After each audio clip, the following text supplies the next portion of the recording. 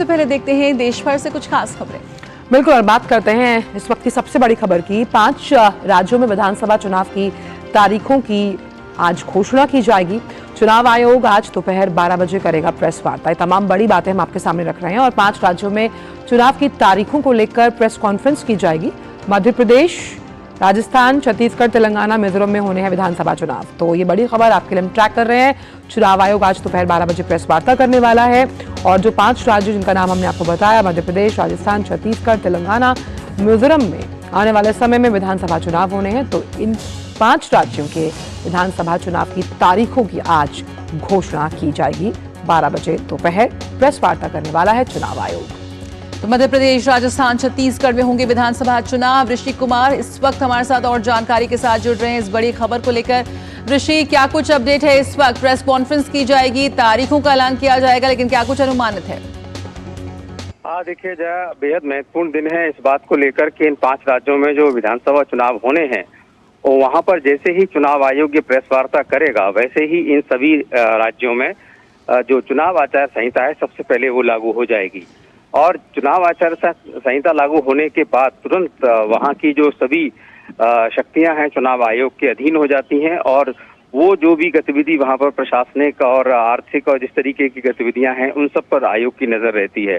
ऐसे में जैसे कि हम जानते हैं कि चुनाव आयोग इन सभी राज्यों में अपनी विस्तृत टीम के साथ वहां पर दौरा करके इस बात को जांच चुका है कि वहां पर चुनाव की जो तैयारियां हैं वो कितनी मुकम्मल हैं और इस मामले में दिशा निर्देश भी दिए गए थे। हमने बाद में देखा कि ऑब्जर्वर्स की मीटिंग भी यहाँ पर दिल्ली में बुलाई गई और उसमें भी आयोग ने सभी ऑब्जर्वर्स को ये आदेश दिए कि वो इन राज्यों में जब जाएंगे तो इस बात को सुनिश्चित करें कि जो चुनाव आचार संहिता के जो नियम है वो कड़ाई से उनका पालन हो और जो जिम्मेदारी अलग अलग तरीके से दी गई है उनका वो पालन करें।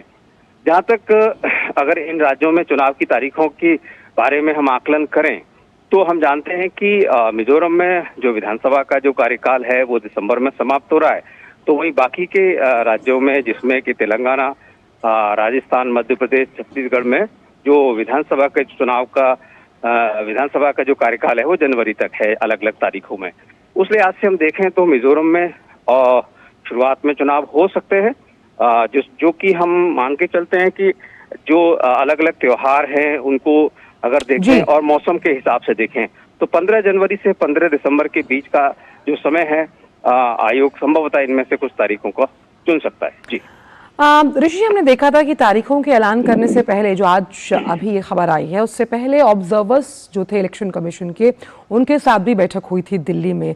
वहां पर मुख्य केंद्र बिंदु क्या रहे पारदर्शी लोकतंत्र के इस पर्व को और बेहतरीन बनाने के लिए? देखिए, ऑब्जर्वर्स के साथ जब बैठक होती है तो तैयारियां पूरी होने के बाद आयोग के दूत के तौर पर और कहा जाता है आयोग की आंखों के तौर पर ये काम करते हैं। आयोग चूंकि दिल्ली में रहता है और उनकी जो पर्यवेक्षक हैं वो चाहे वो व्यय से संबंधित हो, एक्सपेंडिचर से संबंधित हो या ड्रग्स से संबंधित हो जिसमें कि मादक पदार्थों की जब्ती की जाए और या फिर जो कैश एंड काइंड को लेकर, और इसके अलावा जो प्रशासनिक मामला है जिसमें कि सुरक्षा का जो बेहद बड़ा पहलू है, इन सभी चीजों को सुनिश्चित करने का काम आयोग इन्हीं ऑब्जर्वर के माध्यम से उस पर निगरानी का काम करता है। हम जानते हैं कि जो जिले में जिला निर्वाचन अधिकारी होते हैं वो आयोग के प्रतिनिधि के तौर पर समस्त चुनावों को संपन्न कराते हैं और उस जिले में जितनी भी विधानसभाएं होती हैं उसमें वो चुनाव अधिकारी के तौर पर काम करते हैं। लेकिन ये जो पर्यवेक्षक होते हैं, इन पर्यवेक्षकों की सबसे बड़ी भूमिका यही होती है कि ये माइक्रो लेवल पर काम करते हैं।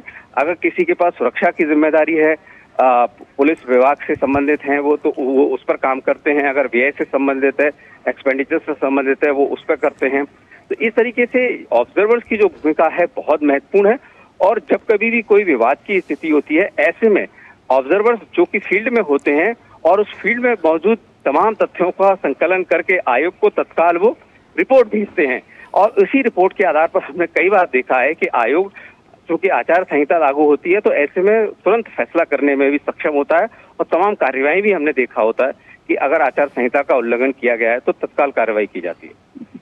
जी साथ ही ऋषि, क्योंकि यहाँ पर हम पारदर्शी चुनावी